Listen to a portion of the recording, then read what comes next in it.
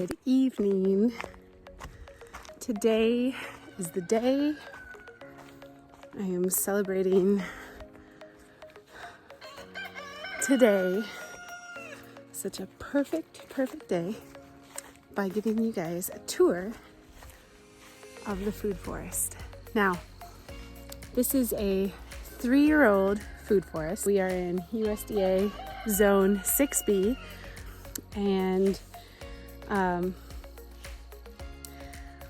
I am ready to show you guys what I got going on in this food forest. It is simply delightful. My name is Ruth Campagna. Welcome to Fay Hollow Homestead and my food forest. Okay, this is the outside of my food forest. You'll see that there's about a 7-foot tall fence and then barbed wire that's kind of haphazardly strung along the top. I've learned that the deer, as long as they see that there's barbed wire, they won't bother it. So there's a lot of deer in our area and they're a little too persistent. So around the vegetable garden, we have 2 barbed wires. And okay, let's enter in. I'd like to point out I've got my oriental lily right here. And then I have a couple other ornamental flowers. I've got a peony and then another peony right there. And then eventually there will be a liatris coming up here. You can't see it yet though. Although peony is technically edible still. Let's go in. I'm excited to be making some peony jam this spring. So here is my trellis. This is my kiwi trellis. I have my male kiwi vine right here, and then the rest are female. You can see that there was frost damage that we got, but we are definitely recovering from that. And we did not have a full dieback, which is really nice. And then here at the bottom, and it hasn't come up yet, but it's working on its way coming up. I have cinnamon vine, which is a vining potato, an air potato. Okay, so on the outside or the inside edge of this wonderful trellis here, I have a Rosa rugosa and then another Rosa rugosa, and those are going to really bush out. I trimmed those back a huge amount this year, and so they are just gonna get really bushy. I have some oregano growing right here, some sage. There's little pieces of thyme everywhere. There's a mullein and another sage. This is a winter savory right here, and then there are 2 thymes on either side of that. Now I do have a butterfly bush, and I know that a lot of people don't like putting butterfly bushes in. I believe the main problem with butterfly bush comes from people who use butterfly bush as the only way that they feed the butterflies, because it is not a home for any larvae of any butterflies. And so if you use only this to feed the butterflies, they'll have no place to lay their eggs or have a place for their larvae to develop. Also, you need to be very careful with your seed pods. And so I am sure to trim this back every time that I need to. But I do love the beauty of it, and I think it's a worthwhile plant to have as long as you take care of it. And you have other things in your garden that are good for butterflies as well, and that their larvae will be able to live on.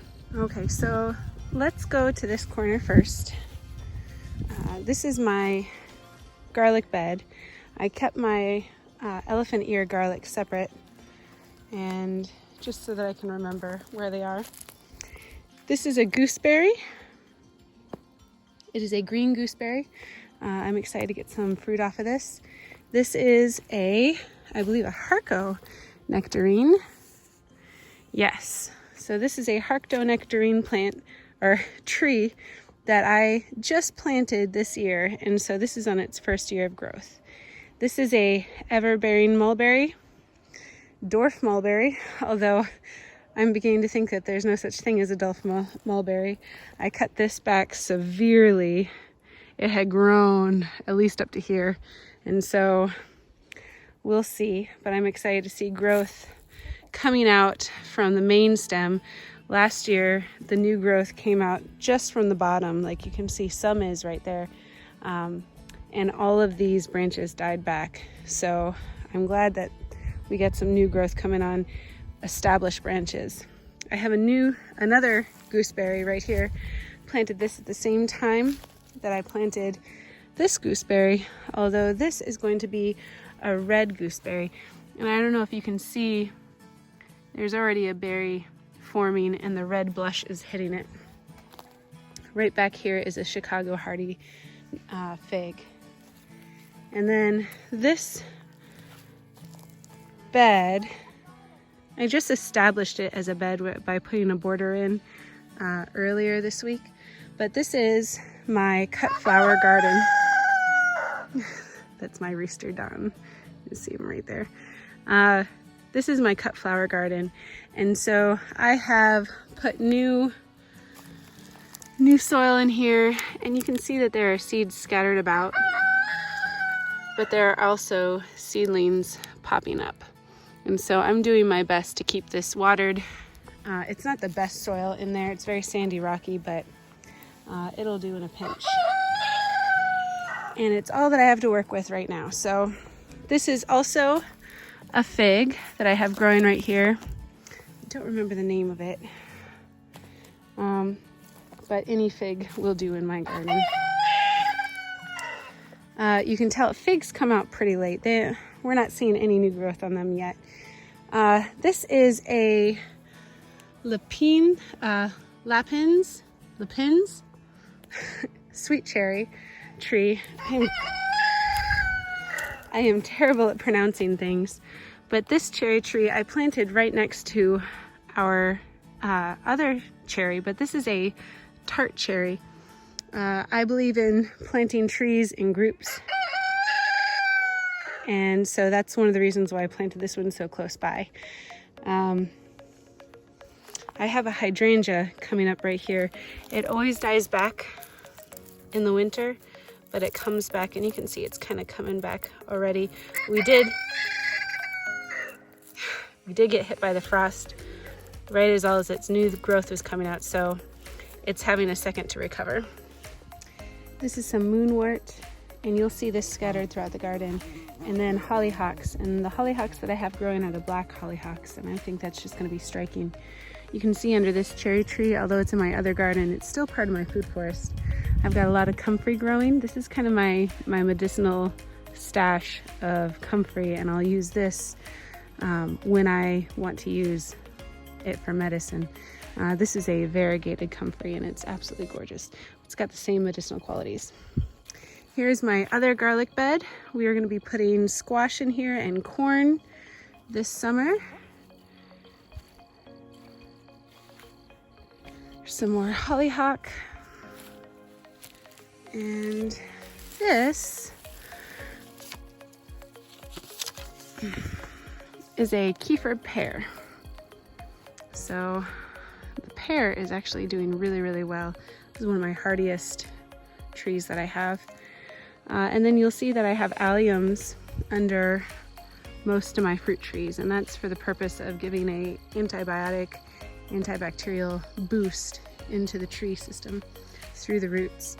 And then I also have some salad burnet, which is a perennial salad type or lettuce-like green that you can use as lettuce. And I have that under several of my fruit trees as well. I have a blue elderberry right here, and I have a matching one as a pollinator up at the very top. And you'll see I also have bee balm growing. Here's some more oregano. I just think that these purple globe alliums are just absolutely gorgeous. This tree right here, this is a Bruce plum, and I have a almond tree growing right here. This is a all-in-one almond, and you can see the buds are just starting to come out on that. We have some French sorrel, more comfrey. This is a peach tree and is doing very well. This is a bed. I have 2 of these beds, and I leave them free during the year, and I plant them with flowers and pollinators and native plants, things that you'd find in a field normally. And so this bed matches the one that I have right here, and that's basically just to support the pollinators and the bees, beneficial insects like that. I have some rue growing, some more mullein. Here's a aronia berry, or a chokeberry as some people would call. And you can see it's actually doing really well. This is its 3rd year, and so it's starting to really bush out. This is my other almond tree. This one's name is Desertini, or bounty almond. I have a mulberry and another mulberry planted right here. This is my duck pond and where we keep the ducks at night. I have this here specifically. You can see I have hoses diverted off of it. This hose is gravity fed, and it fills up a water tank right here. And that water tank has a hose connected to it, and that's what I feed my vegetable garden with. And then the other hose comes right here, and that hose is what I use to feed my food forest with. And so I use the duck water, we'll now refer to as the green goodness, to feed all of my plants. Some people get nervous about this, but duck poop is a cold manure. And so when you have it, especially diluted with water, if you empty out a duck pond or pool, a kiddie pool like that once a week, that water is not going to be too strong to feed to your plants at all. And what I do is I feed half of my food forest with the pond 1 week. I'll feed the other half of my food forest with the duck pond the next week, and then I'll fill up this barrel and feed my vegetable garden another week with the duck pond water. And so I'm able to change out the duck water every week, and I'm also able to have a 3-week rotation with my food forest in my garden, which makes sure that I'm also not putting too much nutrients on my plants at a time. They have a 3-week cycle. So that's what I do with that. This is another aronia berry that I have growing, and you'll see that I let clover grow freely in my garden. Yarrow is a welcome thing as well. I've got some evening primrose back there. And then here is some thyme, and you can tell that this thyme is very happy. I mean, look how dense that is. And you can see there's monarda right above it. And then there's white horehound right here. And then there's just kind of some weedy grass. And I keep that there on purpose because I think that habitat is important for a food forest. And so I don't want to take out all of my weeds and all my grassy areas. But you can see how dense and happy this is. And that's where the overflow from the duck pond comes down. And I just think that that is a testimony and a testament to how good and healthy the soil and the plants get when they're constantly braided by this duck water. Okay, so I had my other blue elderberry right there. I have a very nice, happy growing Adams elderberry right here. This is my witch hazel tree, and that just started really popping. I'm very excited about that. This is a pawpaw tree, and the name of this one is Prolific Pawpaw. I'm very excited about that. We have some loganberries right here growing. Okay, so I have strawberries also growing everywhere as a ground cover, and I'll show you some of those. This is a really interesting plant. This is ephedra, And I have two different types. This one is the Mormon tea, and then I have a blue stem ephedra right there. And those are both medicinals. Now these are small right now and they are slow growing, but they will get very bushy and very big. And so I'm giving them quite a lot of space in this area to fill out. You can see my beautiful woad. And this is not only just an incredible pollinator plant, there's also medicinal qualities to it. And then there's also, if you wanted to use it to dye clothes or yarn or wool from your livestock, woad is a really great dyer's plant. I've got some more thyme growing. This is one of my favorite ground covers. Once it starts spraying like that, I mean, really, it's so beautiful. I have violets growing over here. I have a filibert. There's also a filibert back here growing, but this one is just kind of a stick right now. This filibert is just beautiful. I've got another filibert right there, and then another one right there. And I like keeping those together. I have a clumping bamboo growing right here, and that is newly put in. So that is not looking super hot right now, but that's just because I just transplanted that in a little while ago. And you'll see I have some milkweed growing too. I also planted milkweed from seedlings that I grew in a tray earlier this year into this area right here. I like to keep this a little bit wild as well. And so I have chives growing, I have strawberries growing. This is a fig as well. I love figs. I really, really love figs. And a lot of times my figs will die all the way back, but you see that there's starting to be some new growth right there. And I do get fruit, even if it dies back all the way to the roots. I do get fruit every year. This is some marigolds that I planted just as a beneficial. I guess I'm working on my way around the outside. Here's some oregano. It's small still, but this is a New Jersey tea plant, bush shrub. And these are my favorite strawberries out of the whole food forest. This is my North Sea strawberry, and you can see just how well it's spreading. And this, they say they found this in an old Viking village that had been abandoned, and so that just excites me. I like fruit and food with a backstory. This is another sweet cherry that I have. I'm in love with this tree. I'm very excited for this one to bloom eventually.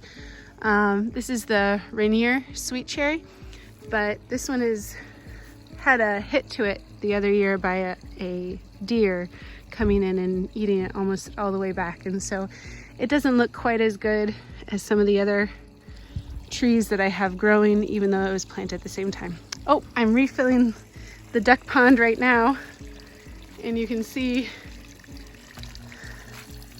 it's starting to overflow. So I am gonna have to go up there and turn that off real quick. Okay, and you'll see the globe onion, or the purple globe allium is coming up right there. Here's another oregano. I really think it's important to have herbs growing everywhere. There's a fig growing right here. I just planted this one last year, and so it's tiny still. The same thing with this one. So this is a Celeste. I don't remember what this one is. This is germander right here, and we have another monarda. I planted several varieties of monarda. This one is a rose smelling one. This one is the red one. You'll see other ones as they start blooming. And then here's my other filibert, or also known as a hazelnut. And I have some rattlesnake master growing right here. You can see there are dried up mushrooms everywhere. When it rains, I get a plethora of wine cap mushrooms in here. Now, this area right here, and pretty much going all the way down on the edge of the fence. That's where I planted all my raspberries and my golden berries, my loganberries, and stuff like that. I have no idea which one is which anymore because I just stuck them in the ground. This is one of the first things that I planted, and that was before I learned that I need to keep things labeled. You can see I have some edging right here to keep out the rabbits. But I have strawberries. This is a clumping strawberry, and so this does not spread like the North Sea strawberry does, or some of the other ones that I have down here. And this is also clumping strawberry around here. But this strawberry gives out those little tiny alpine strawberries, and it is like eating Fruit Loops. It's so delicious. This is my Nergundi tree. You can see it's just starting to blossom. This is a very close relative of the crepe myrtle, and so it'll have beautiful blooms just like a crepe myrtle. The Nergundi tree is not just a amazing medicinal tree, but it's also really good for a permaculture food forest because it is a nitrogen builder in the ground, and it also promotes a lot of beneficials. So there are so many things I could go into just about this tree, but when I planted this 3 years ago, it was about this tall. So now you can see it is really, really happy where it is, and it's doing well. So keeping with the outer edge, you'll see in the shade here, I planted things like wintergreen. This is my cherry berries wintergreen. And then I have another wintergreen growing over here. And then because at first they really like shade, you can see back here, I have a pawpaw tree planted, and it's hard to reach in with all the thorns, but here's my pawpaw tree. And this is the mango pawpaw. I'm very excited about that, but that tree's looking super healthy, happy. And that is gonna get to be very big. So once it starts wanting some more sun, it'll be out of this maze of thorns and raspberries and things like that. So you can see things are just kind of draping. I let things kind of go wild a little bit here on purpose. That's the point of a food forest. Let it do its own thing.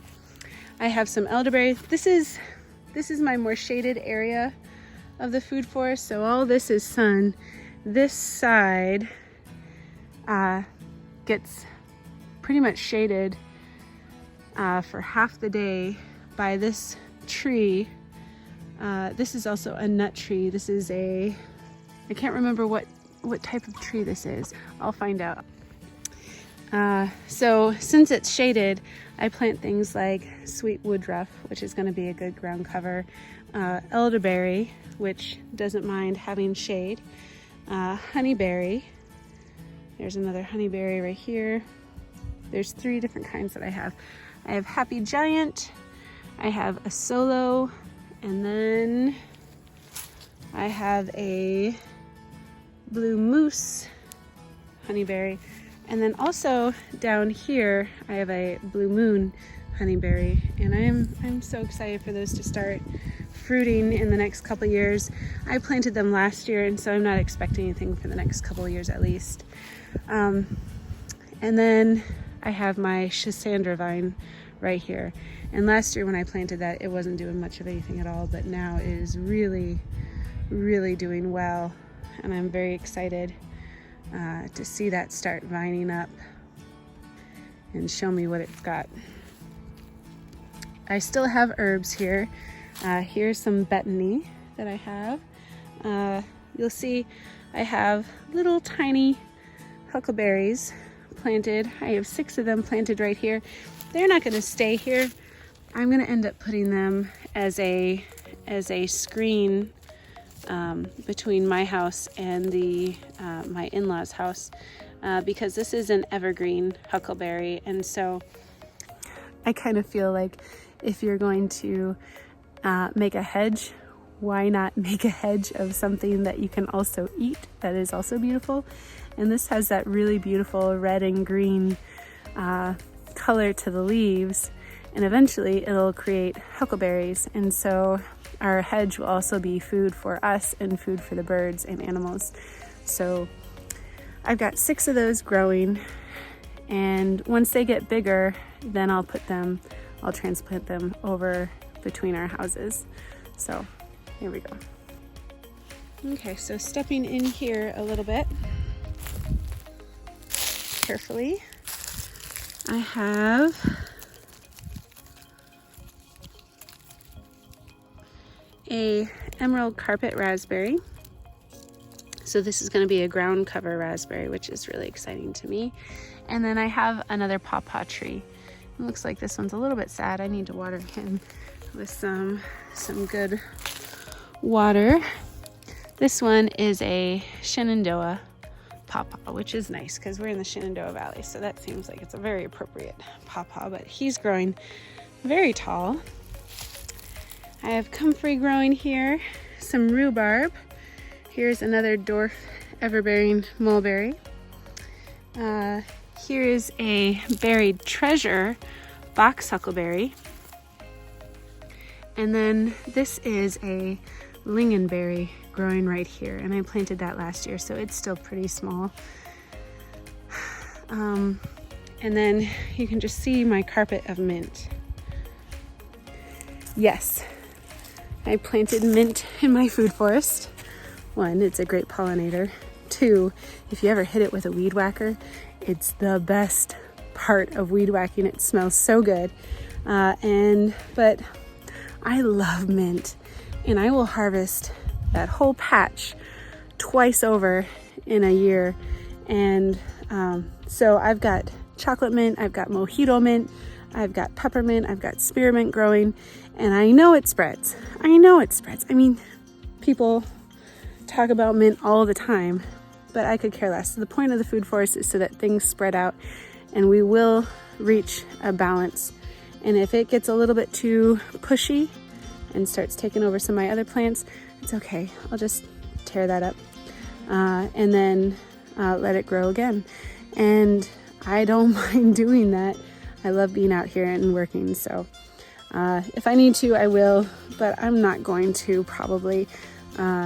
I'm going to use that, as you can see, as a ground cover, and it's a really, really great ground cover. Now, 3 years from now, I may say, man, I should have had better control over this, but it's been 3 years, and so far, so good, and I love it, so I'm not changing it yet.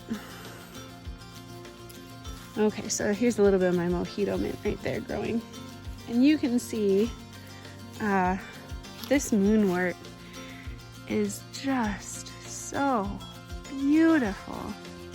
It's got to be my favorite flower in the garden so far. And I planted it last year. It was just leaves, and it is a biannual, and so this year it flowered. I made sure to plant seedlings again this year so that I could have a continuous flower show in my garden every year and not have to wait every other year. So this is also known as money plant, and I love it. I would absolutely suggest growing this. So we got our rhubarb, and I absolutely let my rhubarb go to flower, if you can't tell. This is my saddest tree in the whole garden. This is another sweet cherry. You can see there's gonna be some little flowers coming out eventually, but not yet. That's okay. This was eaten down almost to the grafting point, almost 3 times in 1 year, 2 years ago by a deer, and so it's just taken a while for it to reestablish itself. And so again, it's not looking as good as some of my other trees, even though I planted it at the same time, but that's okay. I'm willing to wait. So here's my chocolate mint, my peppermint, and it is, I mean, isn't that just beautiful? I love that. I really do. I have a red currant right there growing, And then this is my white currant that's growing. I have another aronia berry growing right here. Comfrey everywhere. I'm really of the opinion that you can't have too much comfrey in the garden at all. So what I really like to do is take the stalks after they flower and I cut them. I mean, I cut them before that too, but you know, there's always going to be ones that flower before I can get to them. And after they flower, I'm going to cut them and I lay them down in the places where I want more comfrey, and it self-sows. It spreads very easily, and I can kind of direct where I want it to self-sow by laying those stems down where I want them to. And so I really only planted comfrey underneath that one cherry tree that I showed you at the beginning in the other garden for my medicinal purposes. And I have just slowly spread it throughout the whole garden under all my fruit trees in order to build up that soil. It's also a really great pollinator. But comfrey is one of the most important medicinals that you can have in the garden. And it does so many other wonderful things for a food forest. I mean, it's like the quintessential food forest plant. So I love that you can put it anywhere you want without really starting seedlings. I'm not a huge fan of starting seedlings. It is a lot of hassle and work, and it's one of the reasons why I'm doing a food forest. I don't want to have to work all the time. And so if I have to, I will, but I appreciate when I don't have to. So here's a native raspberry. I know that one. And then here's a thornless raspberry, which is very nice. I'll take it. And then if you can see back here, I have a black lace elderberry growing. And I thought that was a really good spot for it. Right in the corner there, it's gonna grow. Black lace elderberry is a very upright, decorative, ornamental elderberry. It doesn't bush out a whole lot. It's very upright and tall. So I thought that was a good spot to kind of hide the corner of the fence right there. Also, even though it's ornamental and decorative, it still is medicinal. So there's that. Here is my chameleon plant. I will not even begin to try to pronounce that one. But if you have ever seen the book Herbal Antibiotics and Herbal Antivirals,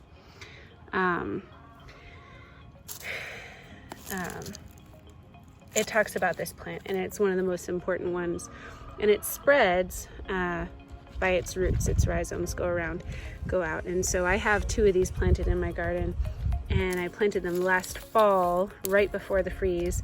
So I'm excited to see this start spreading a little bit, and I wasn't even aware that I had these beautiful yellow flowers, so I'm just delighted with that. Got some more chives under my fruit trees. I really think chives, alliums, any allium under your fruit tree is essential. Here's a pear tree. This one got pruned back pretty hard this year. Here's a jostaberry, and I'm excited to see that come up.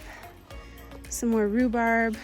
Here's my goji berry, and then we're back to my pollinator garden. And so I've got a bunch of seeds planted in that. I just refreshed the soil, put some new compost on earlier. We've already got some flowers blooming. You can see the bee balm is really gonna have its day here. Look at these beauties. Say blue in the garden is rare. Not in my garden, and it wasn't entirely on purpose. And so this is a nectarine tree, and there's a name for this nectarine.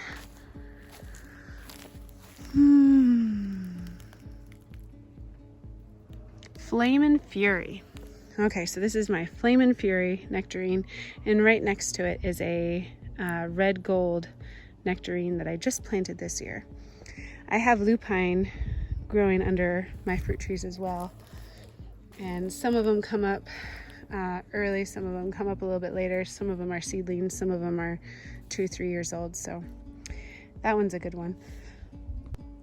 Okay, so in this area right here, I also have 2 blueberry plants. These are my pink lemonade blueberries. Planted them last year, so they're still pretty small. I have a black currant growing right here, and I just planted that a couple days ago. Here's another blueberry. This is my Elliott blueberry, and that one's looking really good. Got some more chives, lupine, bee balm, the moonwort, comfrey. I've got some alliums coming up. There's more purple globe coming up around here. This apple tree I'm trying to baby as much as possible because it's just never really done anything. And then it got hit really hard by the deer the other year. So, that darn deer. This is my yerba mansa plant.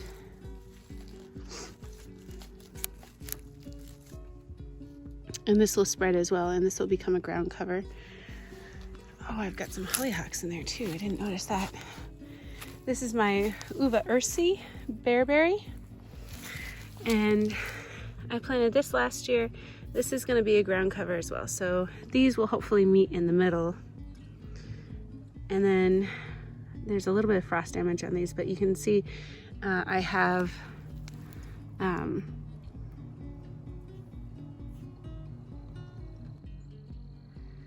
calendula growing throughout the garden. And here's another gooseberry. Now, since I like planting trees in groups, I have another apple tree growing right here. This is my Williams Pride apple tree, and I just planted him this year. I planted quite a few trees in here this year. If this one doesn't survive, then I have another one to replace it. Or maybe they can just kind of help each other. But this is one of the first trees ever planted here, and this is a heirloom apple, and it was planted maybe 7 years ago, and it really hasn't done anything. So I just don't know what to do with that. This one is the same thing, although this one although it was planted at the same time, it had a apple last year, and that was the first apple it ever produced. So I don't know quite what's going on with them. But here are some chives. I'm very excited about those. I think chives are just beautiful. Got another blueberry growing right here. And you can see some lupine right there. Can't wait for those to bloom. That'll be so nice. This is a legacy blueberry. Oh, I forgot to show you my cranberries up there. But here's some more cranberries. It's kind of hard to see them. They're just really kind of coming out of their dormancy. And they have a mushroom pushing up on them. But these are my cranberries. I planted this last year, and it was really just kind of like a little stick coming out. But it is spreading, you can see. I'm excited about that. Here's a little one coming up over here. So this is my cranberry, and I thought having the cranberry as a ground cover between my blueberries was a good idea because they both like acidic soil. Okay, so here's my pollinator garden again. So for reference, that's my black lace elderberry, and here's my Flamin' Fury nectarine. I do have an exciting new addition to my plants here. This is wild quinine, and that's a really important medicinal that I'm excited to have in my apothecary. Quinine just really helps make everything else, that all the other herbs that you take or use, it just enhances them and makes the body able to better accept them. So quinine is a good herb to have. And then you can see some California poppy coming up. I have some random bachelor buttons coming up in different areas. Some self-seeding and perennial plants from last year's. And if I ever have dandelions growing, I let them grow because I like them as a medicinal. I have another blueberry growing right over here. This is my Chandler blueberry. Let's go a little bit closer. This is my Chandler blueberry. I'm very excited for him. They give off like the absolute biggest blueberries you ever saw, huge. This is going to be like a scarlet red peony, and I'm so excited to see that come out. I've got another black currant here, and that might actually give me some fruit this year. Oh, it is! Look at that! The little baby currants growing. Oh, that's so exciting. I was a little bit afraid that the frost got that one. Here's another blueberry. And this one is also gonna give me some stuff this year. That's surprising. This is my Sunshine Blue. I've got another currant growing right here. And then strawberries. These are my Christina white strawberries that I've got growing. Got 2 of those, and then thyme. And all these thyme bunches that I have growing all over the place, I grew those from seed, and so they're just starting to take off well now. And then, if you can see, I've got 1, 2, 3, 4, 5, 6, 7, 8, 9 scarlet sage plants right here growing, and then some cancer bushes that are just starting off. I'm excited about those. This is a pear tree, and this is like my most prolific grower. I mean, this thing goes nuts every year. I have to prune it like 4 times because it just gets so dense. You can see there's a cluster right here that I definitely need to prune, and there's some crossing branches over here. There's a witch's broom right there. I mean, it just goes nuts, and I just got done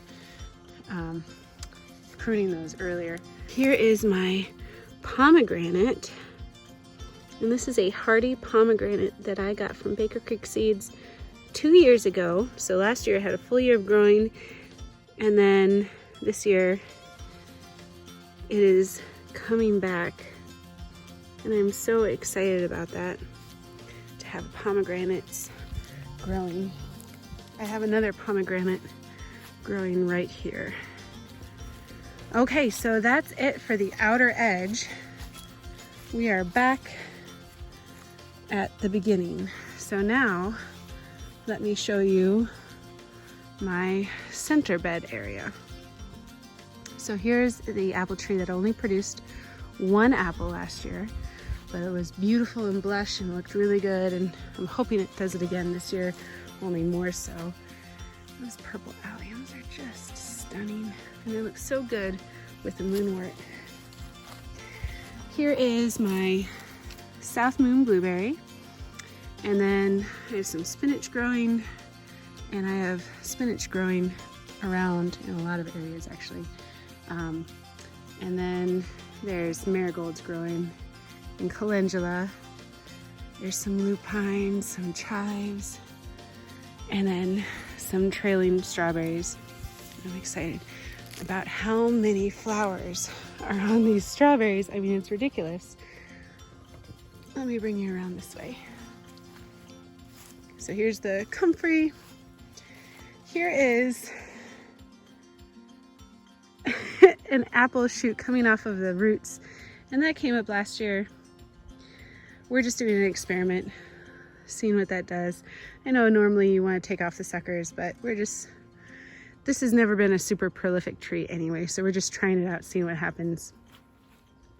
I have another blueberry growing right here, and then here's, I mean, talk about ground cover for strawberries. Like this is some really exciting stuff. And yarrow, I definitely like to have a bed of yarrow growing. Here is another blueberry. Don't necessarily remember what those types of blueberries are. More calendula. This is a Patriot blueberry, and then this is also all asparagus in this mulched area around this tree, which is an apple tree. I don't remember the type of apple, but I know it's an apple tree. And so here's my other pomegranate, and that's got some little tiny buds coming out of it. And then here are my grapevines. I have 3 growing right here. So 1, 2, 3, and I have 3 on the other side of my trellis. And those are actually doing really, really well. I wish you could smell the air right now. It's just so floral and fragrant. Here's my Liberty. I thought it was neat to have the Patriot right next to the Liberty. And a beautiful asparagus stalk. I mean, isn't that just gorgeous? I'm letting the asparagus grow 1 more year just to be sure and spread a little bit more before I harvest. I have this fig growing, and I mean, just look at how beautiful that is. This fig is Desert King. That one's doing really well. And then it's also got the salad burnet right there as well. And we have some lupine growing here, and there's some oregano, but also coming up a little bit later will be my Codenopsis, which I'm in love with. Here's another blueberry coming up in my asparagus patch. This is the North Blue blueberry. And like, look at all these crazy blooms. I really should just take the blooms off and let them develop their roots a little bit more. They're not quite big enough. Here is my big evergreen huckleberry. And this, I mean, it really was evergreen all year. I'm gonna prune this back a little bit. But I got this 2 years ago and I love it. I planted some extra nutrient dense purslane here that I grew from seed. And I'm gonna let that turn into a ground cover here. And then this, I mean, it's like, which one is the tree? It's hard to tell because this asparagus is so crazy. Oh my goodness. But this tree is my Arkansas black apple. So 2 apples growing right next to each other. I'm excited about that. More asparagus. More strawberries. This is a perennial salvia. And then this right here is American arnica. Meadow arnica, not the mountain arnica, but basically the same thing. Only this is easier to grow and this will spread really well. And here's my persimmon tree. Which kind is this? This is the Proc American persimmon. And this one is just starting to bud and come out of dormancy. I mean, we're still pretty early in the emerging from dormancy period right now. Okay. And then I have my Seckle pear right here and some more goji berries. Now I have red goji berry and then I have black goji berry planted here. And the goji berries really spread, which is nice. This is a peach tree. And this year I've been battling white scab or scale on it. And I put neem oil on it quite a lot. So hopefully that's taken care of. I hope.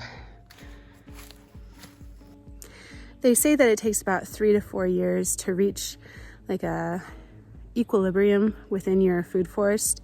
So you can have an overrun of pests 1 year, you can have an overrun with the other side another year, but to reach that equilibrium, it takes about 3 to 4 years. So I'm really not too concerned about my scale problem that I've got on this one tree. I'm doing my best to take care of it, but at the same time, I know that my tree got hit by a deer the other year, and so it's wounded and it's hurting. But I'm also feeding it as much as I can. Good stuff. I've got the alliums underneath of it. I've got horseradish underneath of it. I've got chives. I've got comfrey, and I'm feeding it with the duck poop water, the green goodness. And I know that it's going to recuperate, especially since I covered it with the neem oil earlier as well, before everything started blooming. So it's just recuperating. So it's a little bit injured. It's limping along right now, but it'll catch its stride. So I'm not too worried. I'm sure it'll be fine. And if it's not, I'll just get another pear tree or peach tree, and that's okay. That's okay. Out of all the 60 other fruit trees that I have, if I only have trouble with one, I count myself blessed. So I have another emerald carpet raspberry growing here. And then this is my juhua, or there's a chrysanthemum. Oh, I don't have the bottom part of that tag. Juhua is a chrysanthemum that is super important for Chinese medicinal, traditional Chinese medicinals. So this is good stuff. And it's beautiful. It's a mum, right? But it's a medicinal mum, and it's a perennial mum. And so I like having that here a lot. Here's some more marigolds. I've got marigolds planted everywhere. Calendula planted everywhere. I have dill planted everywhere. And fennel. You can see some fennel right there. And there's some dill right next to it. And then some quinoa. Like there's quinoa that has self-seeded throughout the whole garden. And you see little seedlings coming up. Let me show you. It's just beautiful. They're coming up everywhere. So I have a couple of little tiny lavender plants that I planted here. Oh wait, here you go. Here's one. This is from seed. So it's not looking like much right now, but it'll look good eventually, and it'll bush out.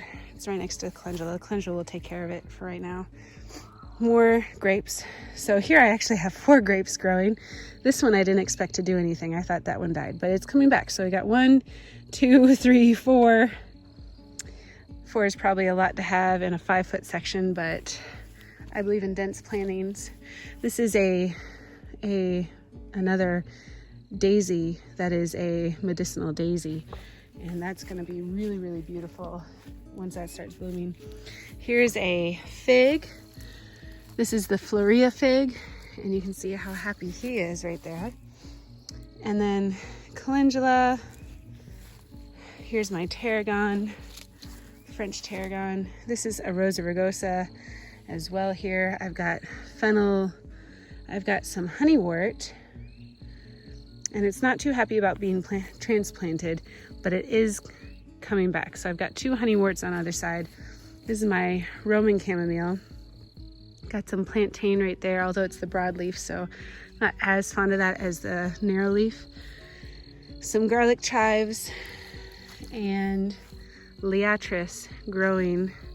I replanted this area because voles attacked it, but I will have liatris growing this whole length right here as well. And asparagus. This is orange balm right here. Instead of lemon balm, this is orange balm, so it smells like oranges. I have some chamomile, regular German chamomile coming up on both sides here. And then I have this beautiful bush. I'm gonna get a close-up of this because I have no idea what this is. And you can see the inside there. I planted that when I first set up the food forest, and I planted it right in the very center of my whole food forest, right behind the bench, knowing that this was front and center, thinking this is gonna be the creme de la creme of my food forest, and I have no idea what it was. I didn't label it, and I'm frustrated as I'll get out. So if anybody knows what this bush is, please tell me. This is the first year it flowered, so I'm feeling like we might be able to figure it out now that we know what the flowers look like. I don't even know if it'll have berries. It could be just an ornamental, just because of where it is. So who knows? This is my dad's memorial garden. So I've got some comfrey. I've got some I'm gonna put lemongrass right here in this little empty spot right here. We've got a little bit of lilies right there. Hope lilies, actually, I believe they're called. Daisies, they were his favorite flower. The butterflies, the yellow swallowtail or the tiger swallowtail is the butterfly that kind of represents him, or the spirit animal, I guess, of him. We got some sage with a praymantis egg sac. We've got lavender and rosemary. Well, here's the rosemary. There's the lavender. It doesn't look like much right now. Another lavender. But here is, oh, and another rosemary. Here's my platinum blonde lavender. And then this is my elegant snow. So this is gonna be a white lavender. This is a variegated with yellow foliage lavender. And then my stevia, because he was so sweet. So lavender for peace, rosemary for remembrance, sage for wisdom, daisies because they were his favorite, lilies for peace as well. Anyway, so that's my dad's garden, and I get to sit right next to it. I made this trellis with grapevines from the forest, and these are cedar trees that I went out into the forest and I hand cut down and dragged out and cut off all the branches for and dug the holes, and I'm very proud of this trellis. Very, very proud. And then here we are almost back to the beginning. Some fennel, some thyme. We're getting a really good ground cover going right here. The ground cover is really starting to fill in everywhere. And it doesn't look super dense right now, but give it a couple of months and it'll look twice as full and abundant as it does right now. So something important that I want to talk about with this food forest is that when I started it, I had no plan whatsoever. I didn't write anything down on paper. There was no design that happened or thought process that really went into it. I just kept either buying plants, growing plants, making cuttings, getting plants from friends, and I just stuck them where I felt was the right place. And so this is a very intuitive garden, and it just kind of developed the way that it is. And as I get more plants, because I will never stop buying plants or growing plants or getting cuttings, I won't. I'm gonna stick them where I think it makes the most sense. And it's just gonna get more and more abundant. Because the more that I stick things in, the tighter things grow together, and the more layers build upon each other. We've got the ground cover, we've got the root layers, we've got the canopy, we've got the herb layer, we've got the shrub layer. I mean, we got the vines, we've got everything going on in here. And like I said, I just plug things in where I think that they should go, not necessarily planning it out ahead of time. So this is what it turned into. And every year as I put more mulch in, the pathways kind of close in on themselves a little bit more and the beds grow, because I'd rather have more bed space to put plants in than wider paths or bigger areas of pathways that's just grass. And so the beds grow every year and build on themselves, and that's how I did it. I order from places like One Green World, Burnt Ridge Nursery, Stark Brothers, places like that in order to get a lot of my food forest plants. But then I also keep my eye out at any nursery that I go to, or I also get a lot of seeds and I plant things from seed. But this is what happens when I just throw things in the ground in an intuitive manner. And I think it's perfect for me. I don't know if it's perfect for you, but as far as gardens go, I could not ask for a more beautiful garden for myself, because it suits me perfectly, because intuitively I created it. And this is what I came up with. So I hope you enjoyed it too. This is my place of peace that I come to. And this is where I come to get away from the world. And I share this place with my family. This is where I have dates with my husband. This is where good things happen. I have a rule where you're not allowed to yell in the garden. You're not allowed to be angry in the garden. And sometimes that doesn't work, but as the majority of the time it does. And I think having that peaceful, loving spirit when you're in here has also promoted a very loving and peaceful spirit to the garden. And so I wish you guys could all come in here and sit with me under that trellis and just smell in and just breathe in the fragrance of the garden and the sounds of the garden and the feel of the garden. And but I can't do that. But I can say, if you ever have a chance to grow a food forest, don't even hesitate. Don't stop and think for a second. Just do it. And that's what I did with this. I didn't think for a moment. I ended up with some trees. I stuck them in, and I just kept going from there. And I didn't give it a moment's thought to really consider too much what I was getting into. And it was the best decision that I ever made in my life. So there you go.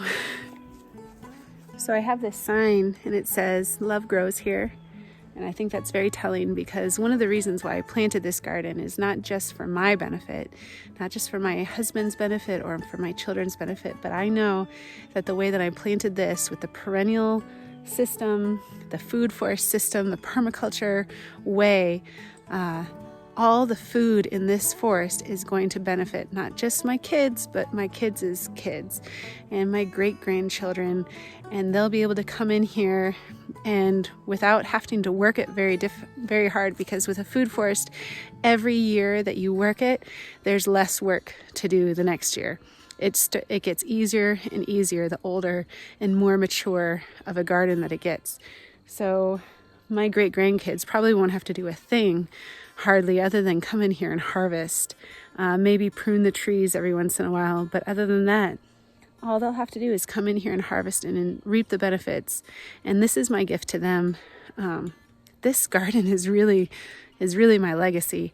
And so I can't think of a better legacy to have than a garden that gives and continues to give peace and joy and sustenance and health to my family and the generations to come.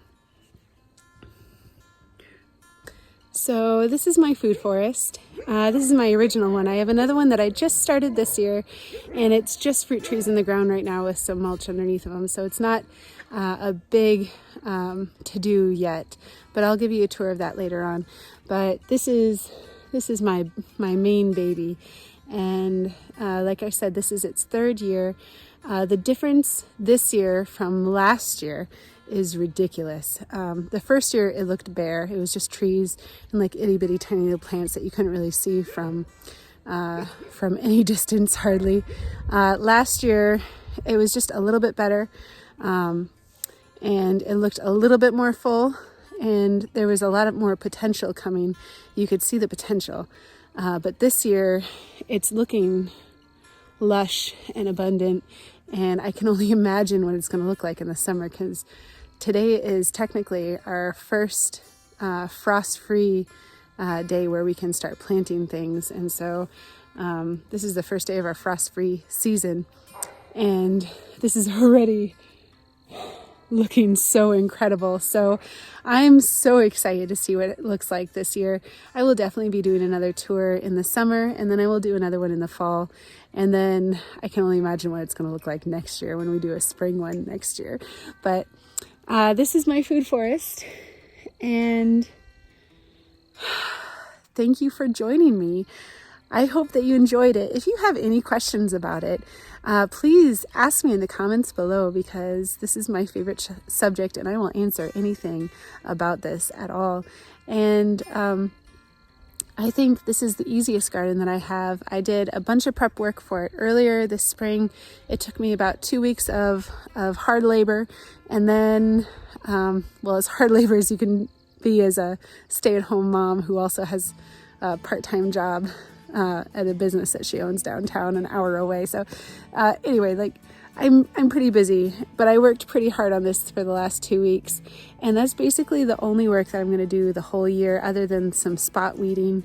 And then there's 2 beds in there that I'm going to be planting some squash and corn. So it is super low maintenance. It builds itself and it grows, and the things work together in there, and the flowers, they're going to be crazy big and gorgeous, and the fruit is starting to come. This year is going to be the first year that I'm really going to start getting some fruit out of it. Last year we got strawberries, but that was it. But I know that we're getting blueberries. I know we're getting currants. I assume that we're probably going to get some grapes. I know the raspberries are finally ready to come out and do their thing. And so I'm very much looking forward to sharing the abundance with you guys on this channel. So if you could, please subscribe to my channel so that you can see all the updates about this wonderful food forest that we got going on here. And please like this video. And then also, if you could hit that notification bell so that when the videos do come out, you can know when they come.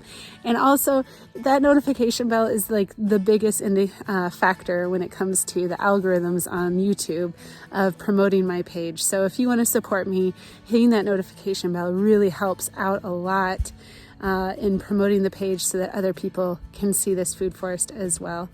Thank you so much. This is my permaculture food forest, and I hope you enjoyed. Have a wonderful day and stay blessed.